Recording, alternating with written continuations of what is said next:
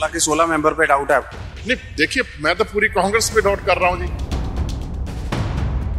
जब कैप्टन अमरिंदर सिंह जी ने गुटखा साहब माथे पे लगा के कसम खाई थी, तो कहाँ गया वो वादा?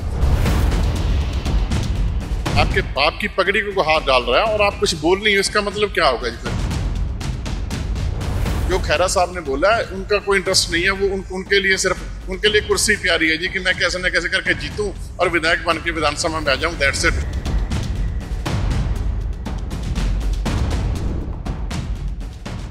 नमस्कार, day to day news Bharat में आपका स्वागत है। मैं हूं Amar. Day to day news Bharat लोकतंत्र की चौथी आवाज बनता जा रहा है। हमारा कोई भी पत्रकार किसी से किसी भी तरह का पैसा उपहार विज्ञापन नहीं लेगा। गुरुदेव मान जी हमारे साथ जुड़ चुके हैं, एमएलए साहब हैं।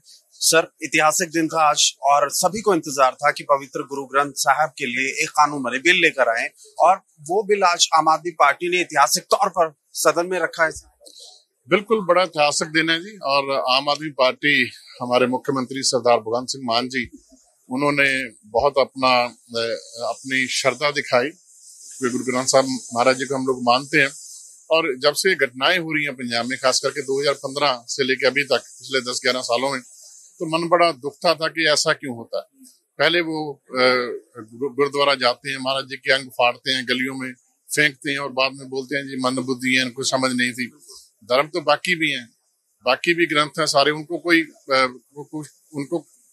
किसी ने कुछ नहीं कहा, लेकिन गुरु ग्रंथ साहब महाराज जी को टारगेट किया जा रहा है। तो पूरी सिख संगत है, उसकी पूरी निगाह आज के सेशन पे थी, और सभी पार्टियों ने अपने अपने विचार रखे, और उसमें कुछ सजेशन भी आए, और सभी पार्टियों ने सर्वसम्मति इस बात पे सहमति दी है कि कानून बनना चाहिए। लेकिन इसमें कुछ चीजें हैं जिसके ऊपर विचार चर्चा अच्छे से होकर के ये कानून बनना चाहिए। और सबकी बात सुनने के बाद मुख्यमंत्री साहब ने ये प्रस्ताव रखा कि क्यों ना एक कमेटी का गठन किया जाए, और जिसमें सिख स्कॉलर जो हैं, जिनका एक्सपीरियंस है, और जो हमारी संस्थाएं हैं धार्मिक अलग अलग धर्मों की, उनसे बात की जाए, और पंजाब के लोगों से, पंजाब के 3-3.5 करोड़ लोगों से बात की जाए, उनका एक ओपिनियन लिया जाए, और उसके बाद फिर इसको फाइनल रूप देकर के कानून बनाया जाए। तो आज ये जो इसका स्पीकर साहब उसकी कमेटी बनाएंगे, सभी पार्टियों के नुमाइंदों को उसमें लेंगे, बाकी लोगों से भी बात करेंगे, और फाइनली हमारा मकसद ये है कि इसमें कोई पॉलिटिक्स नहीं, कोई कुछ नहीं। ये संगत की आवाज थी कि पहले अकाली दल था, जब 2015 में बरगाड़ी कांड हुआ, वहां पे बहुत वो घटना तो भूल ही नहीं सकता कोई।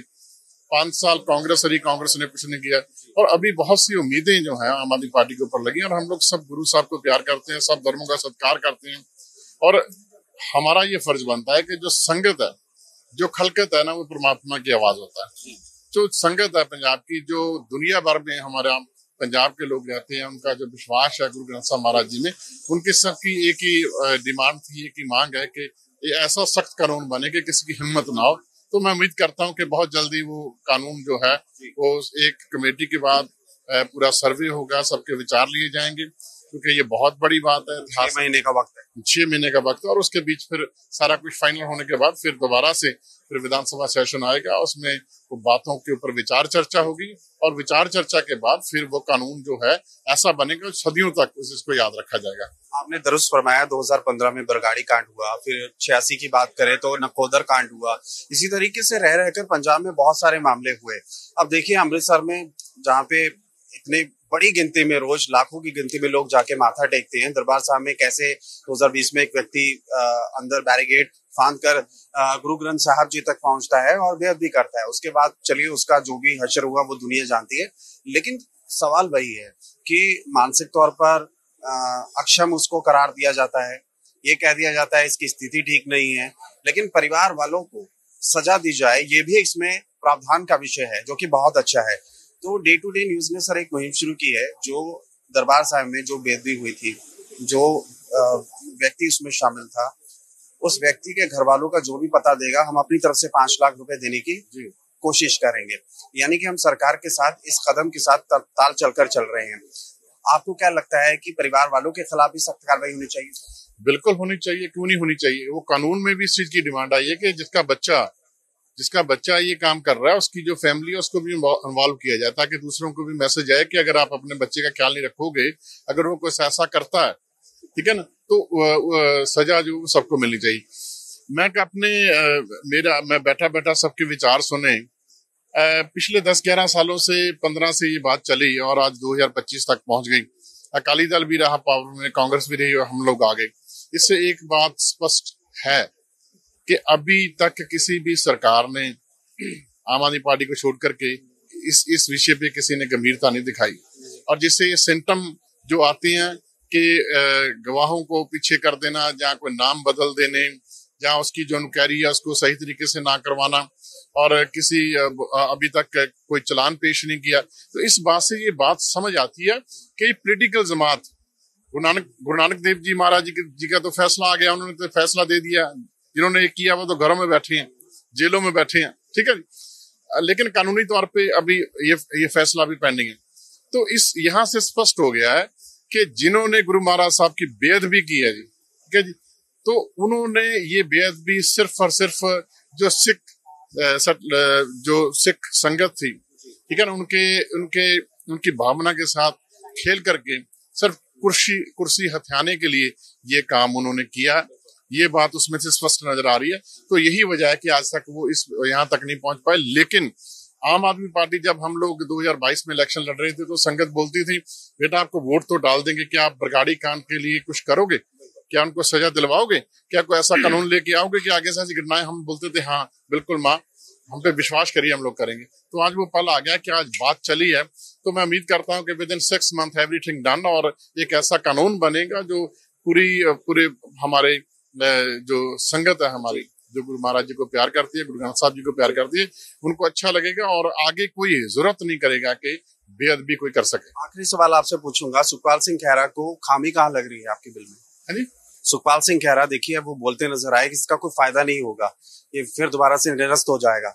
मैं तो वही तो कह रहा हूँ, जहाँ ये बेउम्मीदे लोग हैं जी, ये सिर्फ और सिर्फ राजनीति करते हैं, ये लोगों के मन की जो भावना उसको नहीं समझते। उन्होंने तो कह दिया ये कुछ नहीं हो पाएगा, इसका मतलब ये है कि पंजाब के लोग जो एक उम्मीद लगाए बैठे हैं वो गलत है।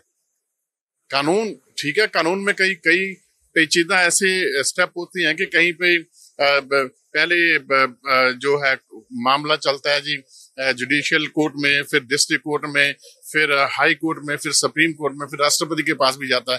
तो